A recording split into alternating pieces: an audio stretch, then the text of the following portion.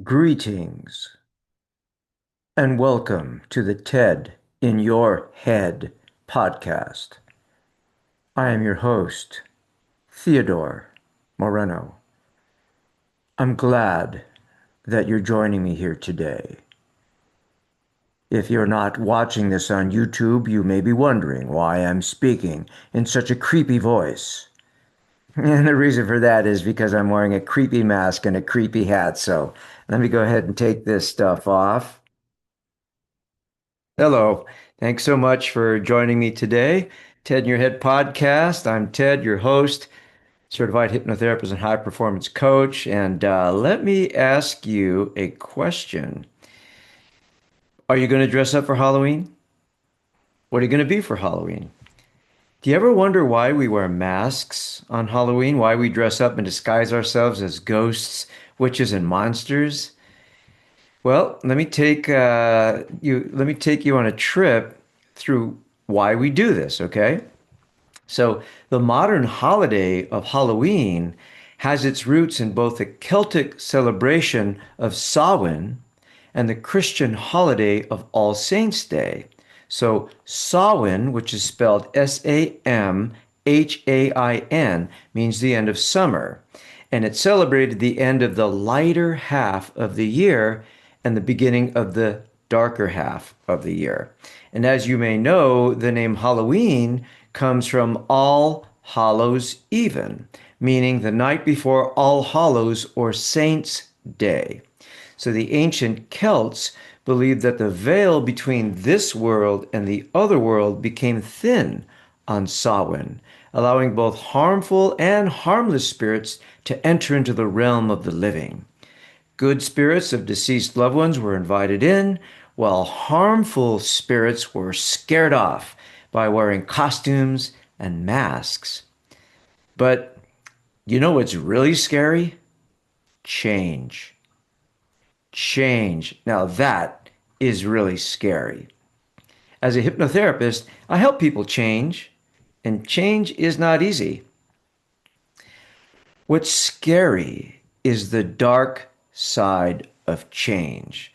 What is the dark side of change? Well, it's leaving what is known and comfortable for something unknown and uncomfortable. As I've said before, but I'll say it again, our minds are powerfully drawn to the familiar and comfortable, even if we're aware that it's no longer working for us. Our current way of being is rooted in our most deeply held beliefs, behaviors, and habits. For change to occur, new beliefs must be formed, which create new habits, new behaviors, and new results. A new spirit, if you will. The ancient traditions, such as Halloween, help us understand the nature of change. To begin the process of transforming ourselves, we need to remove the mask of who we feel we are now and try on a new mask or identity that's more in line with our vision of who we want to be. Now, the new mask, the new identity, will be uncomfortable and foreign, but the wearing of it scares off the dark side of change or the spirit of the old behavior, which can hurt us by holding us back from our true power, our good God spirit. So when we don our new identity, we invite that helpful spirit in. There will be conflict as we try to get comfortable with the new idea of who we are. We will be tempted to put the old mask back on, and at times we will. Still, we need to continue to wear the new self-perception. We need to continue getting comfortable with it, making it a part of our life. We have to remain diligent to not allow the old spirit back into our thinking and into our behavior. So this time of the year, I think, is a wonderful metaphor for change. Now, quite often when we're letting go of the old behavior and adopting the new, we'll have to deal with the darker half or the shadow side of ourselves, which will attempt to sabotage our best efforts. And we all know what that feels like.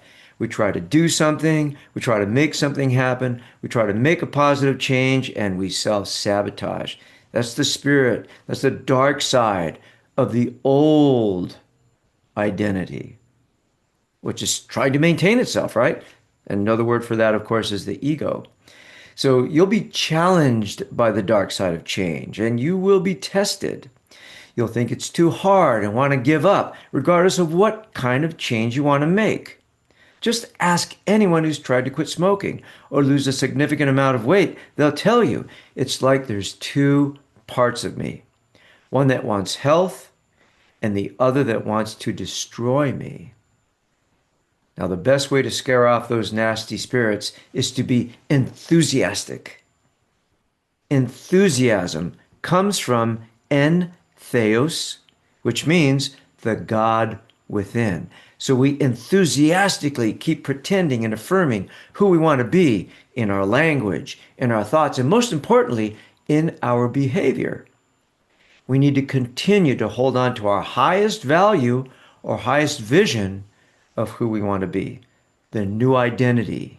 Take off the old mask, see the real us, what we're meant for, our purpose, the inner drive that keeps us moving towards what feels right and true within us.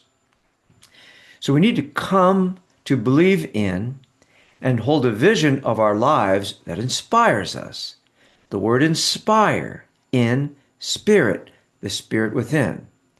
So we're going to hold that vision of our life that inspires us so that we can ward off the ghosts of the past and triumph over the dark side of change. It's interesting that All Saints' Day was originally celebrated on May 13th in the spring. This date coincided with the ancient feast of Lemuria, where the harmful spirits of the darker half of the year are appeased and exorcised. Not exercised, exorcised as in exorcism, right? So as you move into the darker half of the year, take time for introspection. Go deep into the dark places of self-knowledge and acknowledge and accept the masks that need to be discarded. Can you keep their negative influence away with your new face? Can you scare off the dark side of change with powerful trust and belief in your new vision? All traditions, ladies and gentlemen, have their origins in the human experience. Our desire to release the old and welcome the new is in accordance with the seasons of life, that ongoing cycle of birth, growth, death, and reinvention. In my practice, I often point to the breath as an example of releasing the old and bringing in the new. Everything in life is about expansion and contraction. As we move into fall and winter, this is a time of contraction. The days get shorter and colder. Animals burrow down. Many animals hibernate. Human beings want to stay cozy and warm inside their houses. When we get to spring and summer, this is a time of expansion. The days are longer, the days are warmer. Trees and plants produce fruit, flowers bloom. People go outside, right? So all of life is expansion and contraction. And the breath is a good example of that. It's the cycle that tells us that we're still engaged in this cycle of life. We breathe in what we need, but we can't hold on to that for too long. We can't hold on to any one breath. We need to release it to bring in a new breath. So it's the ongoing cycle of letting go of the old, bringing in the new, continually letting go of what doesn't work for us, and continually searching to reinvent ourselves, to bring in what's new. And that's going to change. What is going to serve us today now will not be the same thing that could serve us maybe in a few years. So think about that. And I'll leave you with a quote by Amelia Barr. She was an English novelist and teacher in the early 20th century. And she said, all changes are more or less tinged with melancholy, For what we are leaving behind is a part of ourselves. Isn't that a beautiful quote?